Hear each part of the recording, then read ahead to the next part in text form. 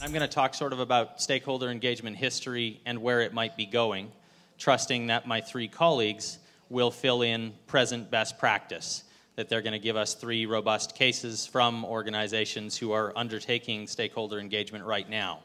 So I won't talk so much about the how as about where this came from and where it might be going. And this notion that stakeholder engagements become commonplace on agendas like this, I want to remind us what it's about. If you look on Wikipedia right now for their definition of stakeholder, they've extended it beyond people and organizations.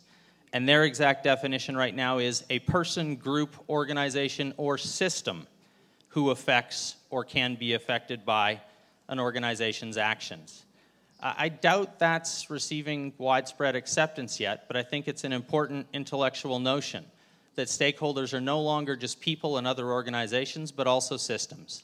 At that point, we've opened up to the question of whether the biosphere is a system, whether ecosystems are themselves stakeholders. So let's hold and consider that thought and also move on. At a general level, I think that when folks practice stakeholder engagement, corporates, they're looking for insight, right?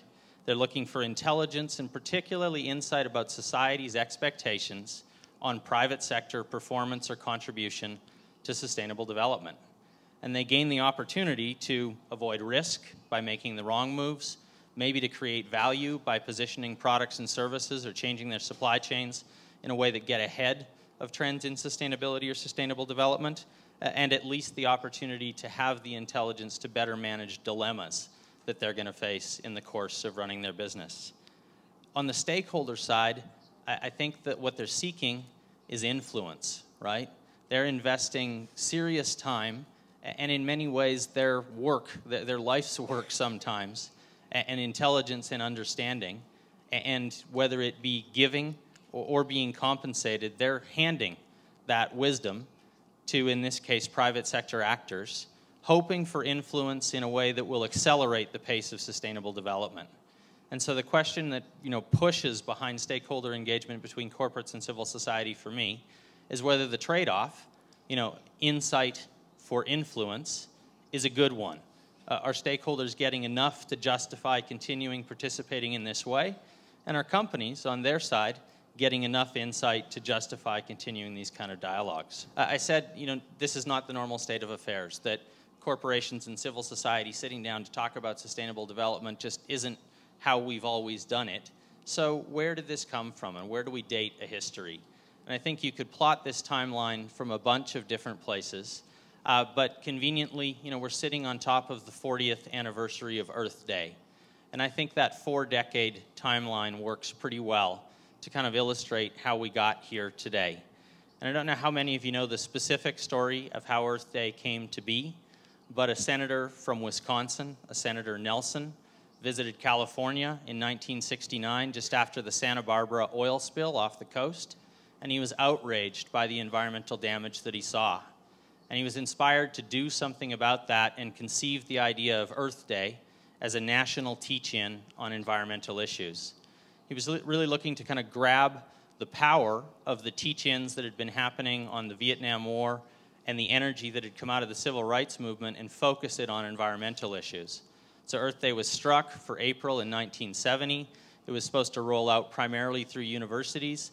It absolutely transcended anyone's expectations of degree of interest and participation. 20 million people showed up on that first Earth Day in the US, 1 million of them in New York alone. They were there because they could so visibly see and feel environmental pollution in their environment at that point in time, and sustainability very defined in environmental terms. And their energy was focused not on what corporations might do, but at government. And their actions got results, right? They got the Environmental Protection Agency, they got the Clean Air Act, they got new wildlife and parks provisions. And it spread out from there to a point where Earth Day today is 500 million people in 175 countries every year. But the point to that story for me is that as stakeholders emerged on the sustainability agenda, they were almost entirely focused on government. If you fast forward from there to the Rio Earth Summit here in Brazil in 1992, again, you're convening government, 170 or so of them, 108 heads of state, but 17,000 NGO and civil society actors there in the Parallel Global Forum. And they're no longer talking about just their local water and air pollution issues. They're talking about transboundary issues like climate change. We got the first climate change convention there, and we got the convention on biodiversity, global biodiversity. So stakeholders have shifted their focus to be a global one. Not yet totally thinking about corporates, but a seed planted there that corporates are the transboundary actors. So they're the ones who might be able to deal with those more complex and far-flung issues. If you fast forward again to the end of the 1990s to Seattle and the WTO meetings, while the WTO is in its essence a government convening, I think the focus there was on the corporate role in globalization and as part of the question of globalization, sustainability, about accountability, transparency, fair standards in supply chains, environmental degradation on a global basis. The switch flipped somewhere in the mid-1990s for stakeholders to see the most value in targeting their influence at the private sector instead of at their governments. I think that's been our kind of constant state of affairs now for about 10 years. This is where we've come to see it as normal, that we have a stakeholder agenda kind of defined on different environmental issues, and for stakeholders to literally sit down around tables in meeting rooms with corporations and work in earnest on corporation sustainability strategy, hoping still that that's the best place to place their influence and try and accelerate the sustainable development agenda. My gut says we're at a tipping point, that the bet that civil society has been making about using their influence on corporates in this way isn't gaining enough result fast enough. And that's not to say that there aren't tremendous individual corporate examples of progress. I just mean that the system as a whole isn't changing fast enough to meet the scale of sustainable development challenges we face, especially after Copenhagen, where I think so much had been invested in a largely collaborative effort to try and seek a post-Kyoto Accord.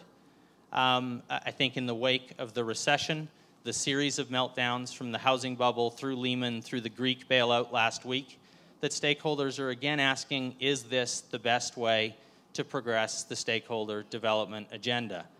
The answer is probably going to be yes, with certain corporations who demonstrate a level of earnestness that makes demonstrable fast change, but otherwise we're going to apply our pressure back to government again, seeking more regulation over the financial industry or over some environmental issues. Or maybe we're going to go back to a more campaign style of engagement that will see more protest, more pushing from outside instead of meeting inside.